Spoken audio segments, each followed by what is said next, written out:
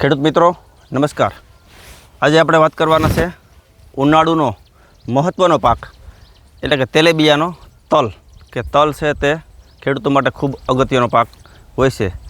તો તેની અંદર પાયાના ખાતરો ક્યાં ક્યાં નાખવા જોઈએ, ક્યાં ક્યાં ખાતરો ઉપરથી આપવા જોઈએ અને ફૂગ માટે કઈ કઈ ટ્રીટમેન્ટ કરવી જોઈએ તેની આજે આપણે વાત કરવાના છે। તો એ પહેલાં કોઈ ખેડૂત મિત્રો આપણી ચેનલ ઉપર નવા હોય તો આપણી ચેનલને લાઇક, શેર અને સબસ્ક્રાઈબ કરજો, જેથી કરીને આવનારા વિડીયોની નોટિફિકેશન તમને સહેલાઈથી મળી રહે। તલની વાત કરીએ આપણે તો બિયારણનો દર 1 કિલો 1 વીઘાની અંદર રાખવાનો હોય છે કે જેથી કરી અને 800 ગ્રામનો પણ જો ઉગાવો થઈ શકે તો સારામાં સારું ઉત્પાદન મળી શકે।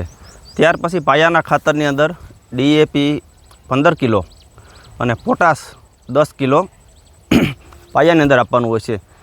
તેની સાથે ફૂગ માટેની ટ્રીટમેન્ટ જો કરવાની હોય તો કૃષિ જીવન અમૃત કીટ આવે છે, તે સફેદ ફૂગ, કાળી ફૂગ અને નેમેટોડ ઉપર ખૂબ સારું નિયંત્રણ ધરાવે છે।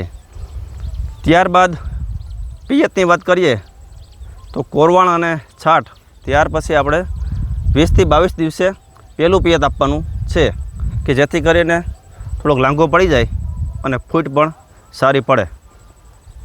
હવે પૂરતી ખાતર તરીકે વાત કરીએ તો શરૂઆતમાં જો ગ્રોથ ઓછો હોય તો આપણે યુરિયા આપશું વીઘે 8 કિલો અને તેની સાથે ઝીંક સલ્ફર કે જેના ખૂબ સારા પરિણામ મળ્યા છે।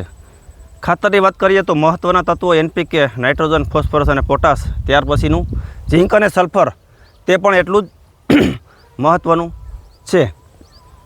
પાયાના ખાતરની સાથે જો માઇકોરાજા આપવાનું હોય છે, જો માઇકોરાજા પાયાના ખાતર તરીકે આપણે આપવા ન પહોંચ્યા હોય તો ત્યાર પછી આપણે પૂરતી ખાતર યુરિયા આપીએ તેની સાથે માઇકોરાજા એડ કરવું કે માઇકોરાજા જમીનની અંદર અલભ્ય સ્વરૂપની અંદર પડેલો ખોરાક તે લભ્ય બનાવી અને છોડ સુધી પહોંચાડે છે અને 1 મીટર જેટલો જો ખોરાક પડેલો હોય તો ત્યાં સુધી તેના મૂળિયા છે તે લંબાય છે, ઝાડું બનાવે છે, ઝીણા ઝીણા તંતુમૂળ જેમ આપણે કરોડિયાનો મારો હોય એ રીતે તંતુમૂળ તેના ફેલાય છે અને 1 મીટર સેટોથી ખોરાક લેવાની કેપેસિટી ધરાવે છે માઇકોરાજા કે અલભ્ય સ્વરૂપની અંદર પડેલો ખોરાક છે તે છોડ સુધી પહોંચાડવાનું કામ કરે છે।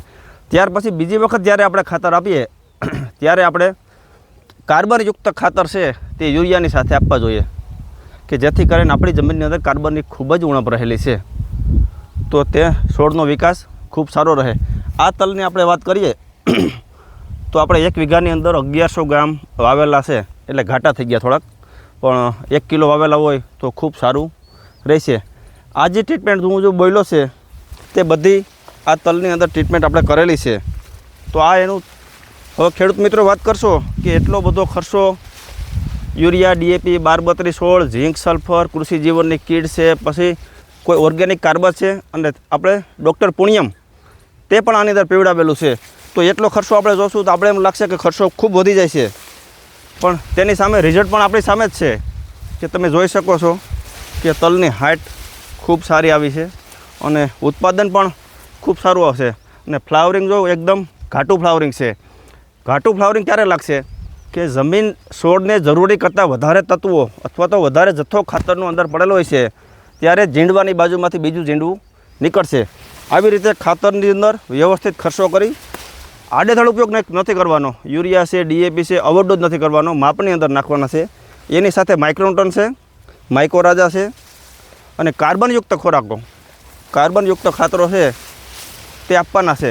તે ટ્રીટમેન્ટ આ તલની અંદર આપણે કરેલી છે અને તલની આપણે વાત કરીએ તો ગુજરાત 3 નંબરની વેરાયટી છે। આવી વેરાયટી પસંદ કરો અને આ તલના દિવસોની વાત કરીએ તો આજે 60 દિવસના તલ થયા છે અને તેની હાઇટ તમે જોઈ શકો છો, ખૂબ સારું રિઝલ્ટ મળ્યું છે અને ઉત્પાદન પણ 18 મણથી ખાંડીનું આવે એવું અનુમાન છે। ખૂબ સારી વેરાયટી તમે જોઈ શકો છો। તો આવી વેરાયટી અને આની અંદર ખર્ચો કરવો જોઈએ કે જેથી કરીને આવનારા મોલની અંદર પણ સારામાં સારું ઉત્પાદન મળી શકે। બસ આજના વિડીયોની અંદર એટલું જ। જય જવાન, જય કિસાન।